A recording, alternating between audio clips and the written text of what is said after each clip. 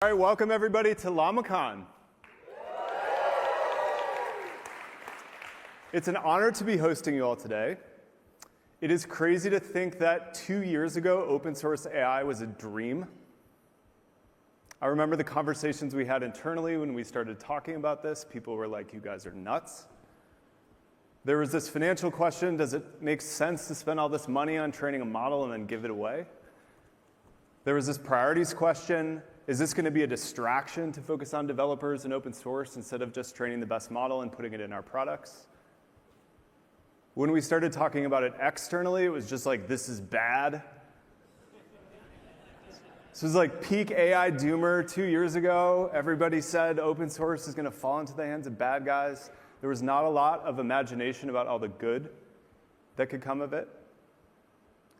There was the safety and security questions. There was the performance question. Could open source ever compete close to the frontier of the closed labs? But we were in touch with the startup community. We were in touch with developers. We were in touch with entrepreneurs like everybody here. And I mentioned this up here last September, but we were a startup once too. I was at the company when we didn't have a lot of financial resources. And we wanted control over our own destiny. And we built this place on open source. And from the very early days, a lot of our best engineers were contributing back to the open source stack that we were built upon, or becoming primary authors of new open source projects in the web stack, and then over the years, the mobile stack, and then over the last decade, the AI toolkit we build upon today. So it is great to see now that open source is cool. There's general consensus in government, in the tech industry, among the major labs that open source is here to stay. It is an essential and important part of how AI will be built and deployed. It can be safer and more secure, just like Linux, because it can be audited and improved in broad daylight. It can be performant at the frontier. And most importantly, it can be deployed and customized for specific use cases, for specific types of applications, and specific types of developers like the folks here. The groundswell of support for Llama has been awesome.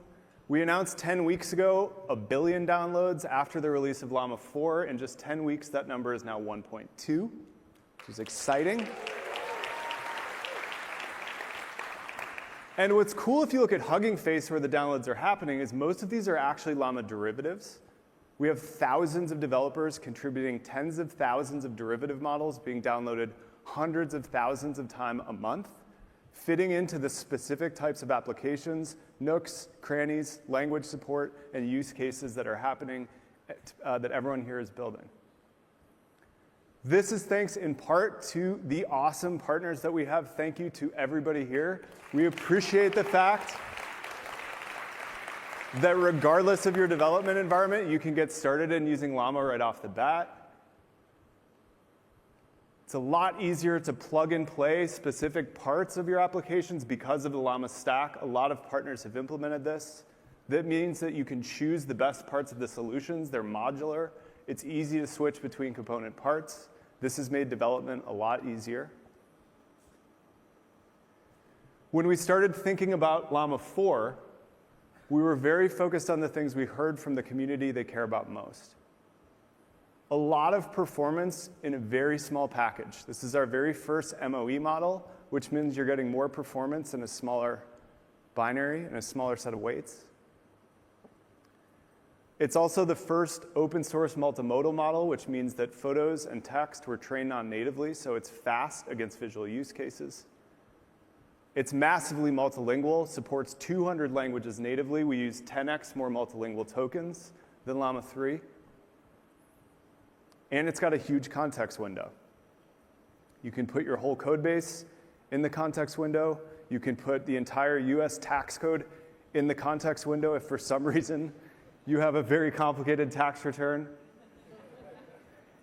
In this case, we took all of the code for SAM2, which is our object segmentation model, and asked to write a get started guide, an FAQ for new engineers, which it did extremely well. Needle in the haystack is good. It's a key bread and butter use case for large context windows. We're working on instruction following and latency, which are the areas we've heard about the most. For visual reasoning, quite good. especially, again, at the key tasks like OCR, PDFs, charts, and graphs. We know a lot of you are working on visual domains. This was a huge ask of us, and one we're committed to improving. And then again, the most important thing was make it as small as possible. Get as much intelligence as you can into the smallest possible model, because we're building businesses here. We're running them at scale. So our little guy is Scout. That runs on a single H100 and is best in class on a number of benchmarks for a model of its size. Llama Maverick is the next biggest. This is 17 billion active parameters. It runs on 8 GPUs. Most of you will be doing this distributed. This is what we're using in production for a bunch of our products, including Meta AI. And we got to good performance here by using a teacher model, which is Llama Behemoth. This is absolutely massive, one of the largest models out there. Yeah, that's what he looks like. And again, this teacher model is how we got to good performance on Maverick. And again, a relatively small package. When we look at the stats we're most proud of price per performance, that's cost per token, as well as latency that you get in small sizes. That's time to first token and throughput in terms of tokens per second. These are the benchmarks along with intelligence. Here we're using composite, which is artificial analysis blend of a bunch of key OSS benchmarks that really measures what we know most of you care about, which is as smart as possible in as low as possible a cost and as fast as possible of a speed. Again, this is how we can deploy this stuff at scale if you're running a business, whether it's small or whether it's large like ours. We're using this stuff to power Meta AI, which is used by almost 1 billion monthly users across WhatsApp, across our other apps, and standalone experiences on our Ray-Bans. This is what we're using at scale. And we've customized it for the specific use cases, each of which you have as well, that matter to us. For us, that's conversationality, it's brevity, especially if you're on the go, it's humor. And speaking of Meta AI, we announced an app this morning, which we launched.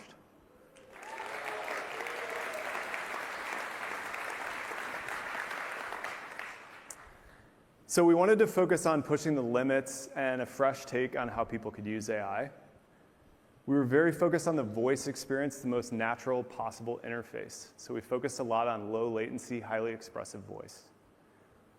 The experience is personalized, so you can connect your Facebook and Instagram accounts, and the assistant will have a rough idea of your interests based on your interaction history. It will also remember things you tell it, like your kids' names and your wife's birthday, and all the other things you want to make sure your assistant doesn't forget. We added an experimental mode, which is full duplex voice. This means it's trained on native dialogue between people in speech. So rather than the AI assistant reading a text response, you're actually getting native audio output. And full duplex means that the channels are open both ways so that you can hear interruptions and laughter and an actual dialogue just like a phone call. So it's pushing the limits, what we think of what's possible with a natural voice experience. It's early, so the duplex mode doesn't have tool use, it doesn't have web search, so you can't ask it about NBA trades and like the Papal Conclave. However, it's a very interesting way to see what's possible at the frontier. We also wanted to make this fun, and we know a lot of people getting started with AI have no idea what to do with it. And it's not until they see the way that others are using it, doing stuff like them, that they get inspired. So whether it's homework or creative writing or AI artwork or code, the community is actually quite mimetic in that we learn from seeing each other do it. So we put this right in the app. You can share your prompts, you can share your art. It's super, super fun. We've really been enjoying prototyping this because it makes the experience a lot more creative and a lot more social. And then the last piece we focused on is pairing with your Ray-Bans. These are incredibly popular. They're the ultimate AI device of today. They're multimodal. You can ask questions about what's in front of you. Again, it's a voice interface. So the app focuses on taking that and making it coherent, whether you're using the glasses or whether you're just using it with your phone. So in terms of evals, we, like many of you, have been very focused on understanding use cases and understanding user value. That's, I know, for each of you, a big question is how do you make that stuff really good? We've actually seen a bunch of partners here doing really amazing things. I wanted to highlight a few of what I think are some of the most inspiring that showcase what's possible with Llama.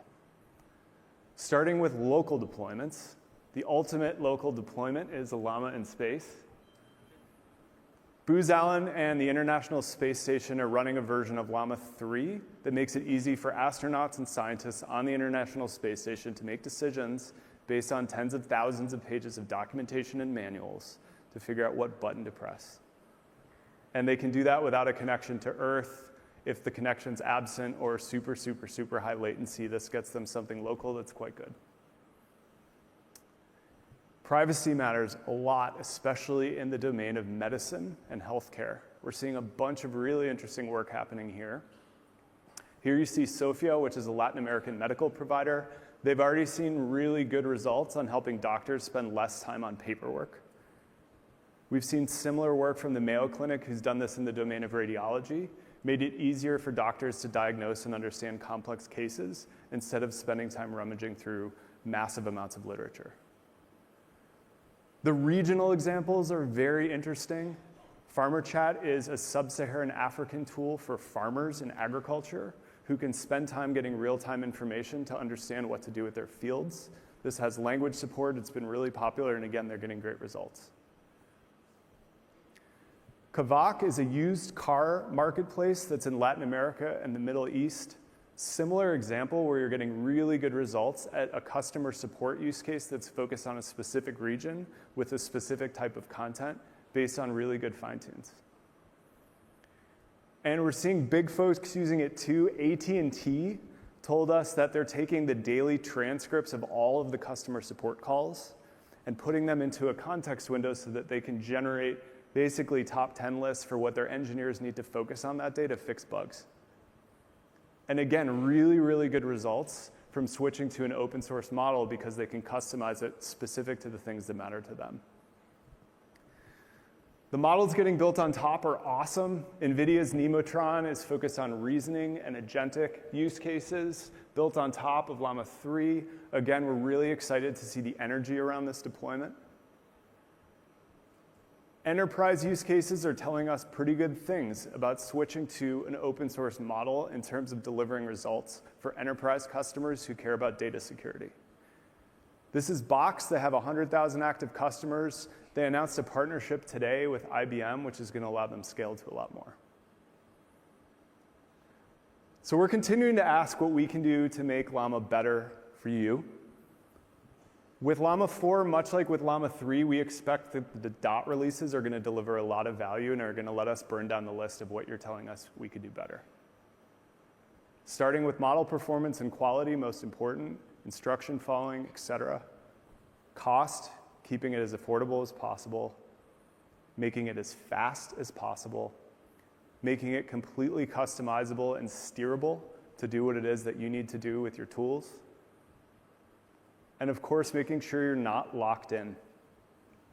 Not locked into Llama, not locked into specific building blocks, being in control of your data, not having APIs changing out from underneath you, having control of your destiny. Also, a lot of feedback on ease of use, which we're continuing to work hard on. Today, we're announcing that you can now start using Llama with one line of code because we're releasing an API.